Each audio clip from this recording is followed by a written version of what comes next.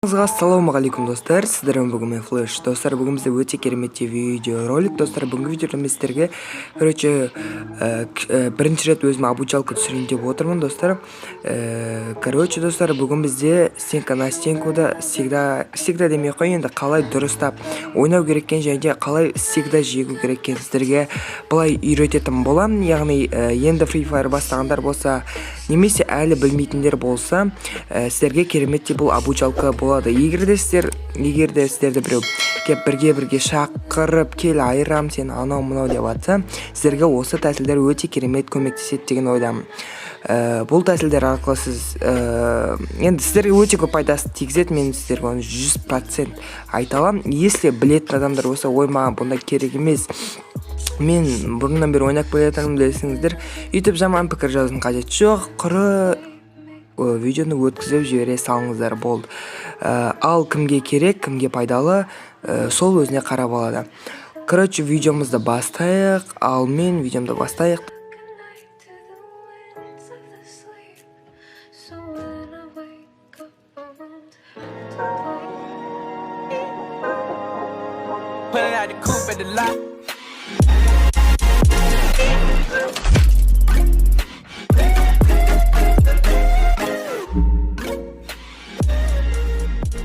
Достар, біріншіден сіздер настройка кіріп, версия MIUI дегенге үстін 2-3 рет бассыңыздар, кейін сіздерді ол разработчиктерге жібереді. Және достар, астына кіріп, возвращение настройки дегенге кіресіздер, және для разработчик деген жерге кіріп, минимальное расширение деген жерді тауып аласыздар, яғни DPI.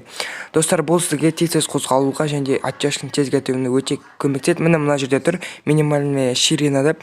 Осы жерге достар сіздерді 392 деп тұру мүмкін. Осылай 301 валюта тұрады, және оны 400-ге қоюларыңызға болады, 500-ге қоюларыңызға болады. Және Мика 583-те тұр, достар. Сіздерге кеңес берейін, 600-700-ден асырмай-ақ қойыңыздар, себебі телефондарыңыз қуып кетеді. Мүлдем прошивка болып кетеді, басынан бастап, кейін маған жалоб айтып жүресіздер, 600-700-ден асырмаңыздар. Кейін достар, показатель деп ғой, скорость деп жазасыздар, сол жерде скорость указатель деп тұрады. Тура сол жерге кіріп, скорость указательді бар күшіне қойып қойсыздар, сіздерде ортасында тұруы мүмкін. Осыны істесеңіздер, келесі достар, міне келесі Free Fire'ның чувствительностьына келейік, достар. Сіздерге кеңес берейін, 70-тен көтеріп қойыңыздар, 70-тен мүлдем түсірмеңіздер, достар, себебі оттяжка кету мүлдем түседі, барлығын жалпы 100-ге қойып қойсаңыздар болады. Жалпы 70-тен түсірмеңіздер, AVM-ді де осына 50-ге қойыңыздар, себебі жай қозғалып қаласыздар. Енді хатқа келейік, достар. Бұл жерде, достар, міне менде жан-жаққа бұратын ол маңыздысы. Енді қатты маңызды емес, бірақ маңыздысы менде өте кішкентайда тұр. Маған білмеймін, солай ыңғайлы болғасын, мен солай қойып қойдым. Достар, және тура солының төмен жаққа қойсыздар, тура соның жанына, қай жағына болса да қоя бересіздер. Және жанына, мына стена қоятында кішкене үлкенірек, және көрінетіндей қойыңыздар. Жалпы көрінетін болғанда өздеріңізге ыңғайлы қойыңыздар, бірақ жанына қойғандарыңыз дұрыс. Және достар, мынерде ататын, яғни кнопка огня. Бұны да мен өзім көтеріп қойғам, кімнің чувствительності қандай солай қояды, оны интернеттен қарап алсаңыздар болады. Және мынерде алог болса, алогты да көтеріп қойыңыздар. Бұл сіздерге өте көп пайдасын тигізеді. Достар, келесі достар, көбісін жасайтын қателігі, бірінші қателігі, достар. Осылай сіздер атысып жатасыздар, осылай атысасыздар, бір рет атасыздар, және де стенаны аластарды соның жанына қойып тастайсыздар. Қараңыздар, осылай тура осылай жасайтын қателік, достар, қараңыздар. Бұл қателік негізі өте үлкен қателік, ол себебі сіздің стенаңыздың ар жағына шығып, сізді атып тастауға болады. Және бұл жерде сіз алдап тұрғаныңызды ол бұл жерде бірден түсінеді, себебі сіз алыс жақта тұрып, қалай алыс жанына қойасыз оның. Достар, осыны түсініп алу керек.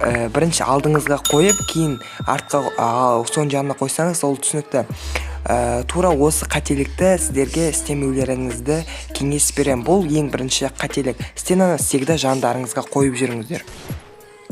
Достар, келесі қателік ол автонаводка, оған бармай жатып, сразу жоғарға көтеріп жіберу. Достар, қараңыздар, медленно көрсетейін. Автонаводка оған тимейді, бірақ сіз көтеріп жібересіз. Бірінші көріп алыңыз. Яғни байқайсыз ғой тигенін, соны дұрыстап көріп алыңыз. Достар, келесі сіздерге айтатыным, если өздеріңізге сенімсіз болсаңыздар, жалпы сенімсіз болғанда да бұлай негізі күтіп ойнаған өте дұрыс. Қараңыздар, тура осылай күтіп ойнасаңыздар, достар, сіздер всегда жеңесіздер. А если сіздердің соперниктеріңіз өте слабый болса, онда сіз өзіңіз раш етіп бара берсеңіз болады.